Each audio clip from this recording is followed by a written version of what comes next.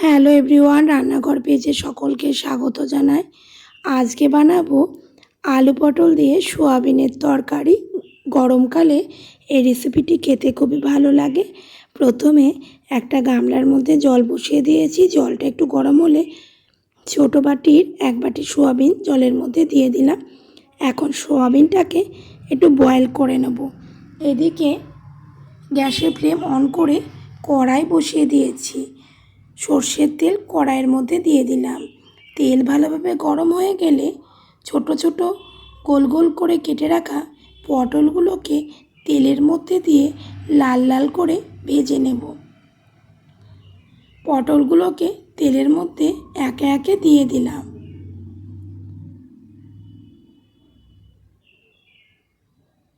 এখন লাল লাল করে পটলগুলোকে ভাজবো। পটল যত ভালো করে ভাজা যাবে তত রান্নার স্বাদ হবে দ্বিগুণ। আর এদিকে মশলার জন্য বানিয়ে নেব গোটা জিরে, আদা আর কাঁচা লঙ্কা। এই যে পটলগুলো ভাজা হয়ে গেছে, এখন একটা পাত্রে পটলগুলোকে আমি তুলে নিচ্ছি।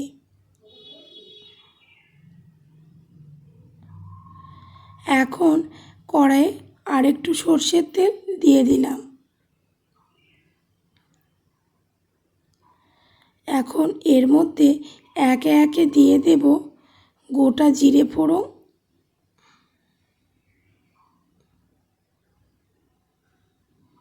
আর দিয়ে দিলাম শুকনো লঙ্কা। হালকা একটু নেড়ে চেড়ে নিচ্ছি। এখন এর মধ্যে দিয়ে দেব ছোট টুকরো করে কেটে রাখা আলুগুলোকেও লাল লাল করে আমি ভাজবো। আলুগুলো লাল লাল করে ভাজা হয়ে গেছে। এখন ভেজে রাখা পটলগুলোকেও আলুর মধ্যে দিয়ে ভালোভাবে নেড়ে চেড়ে নেব। এখন এর মধ্যে একে একে দিয়ে দেব স্বাদ মতো লবণ,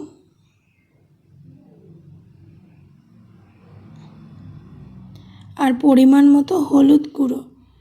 হলুদ আর লবণ ভালোভাবে পটল আলুর সাথে মিক্স করে নেব।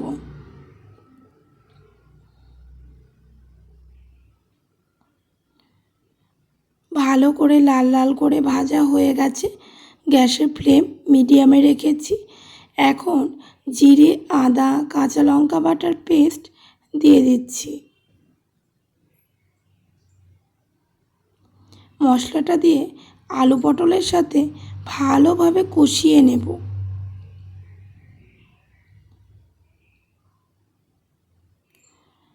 যতক্ষণ কাঁচা গন্ধটা না থাকে ততক্ষণ মশলাটাকে পটল আলুর সাথে কষাবো। আর একটু হলুদ দিয়ে দিলাম। প্রথমে একটু অল্প হলুদ দিয়েছিলাম, আবারও ভালোভাবে নেড়ে চেড়ে নিচ্ছি। এখন দিয়ে দেব সেদ্ধ করা সোয়াবিনগুলোকে আমি তেলে ভাজবো না, তাহলে শক্ত হয়ে যায়। সোয়াবিনগুলোকে একে একে দিয়ে দিচ্ছি আলু পটলের মধ্যে। এখন ভালোভাবে কষিয়ে নিচ্ছি।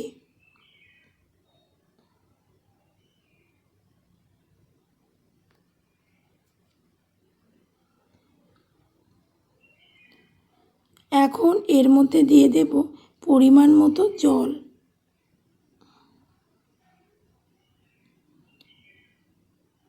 জল দিয়ে দিলাম।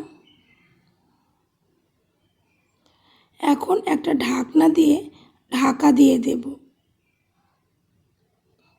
যাতে আলু পটল সোয়াবিন ভালোভাবে সেদ্ধ হয়।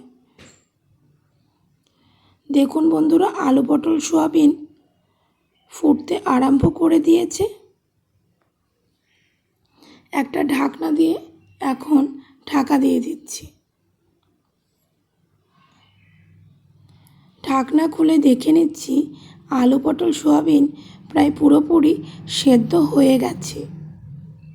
গরমের দিনে এই আলু পটল সোয়াবিনের পাতলা ঝোল খেতে খুবই ভালো লাগে।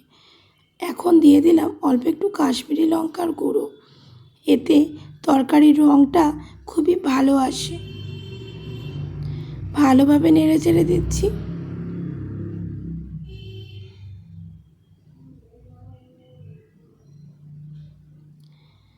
আমার এই রেসিপিটি কেমন হয়েছে বন্ধুরা কমেন্ট করে বলবেন।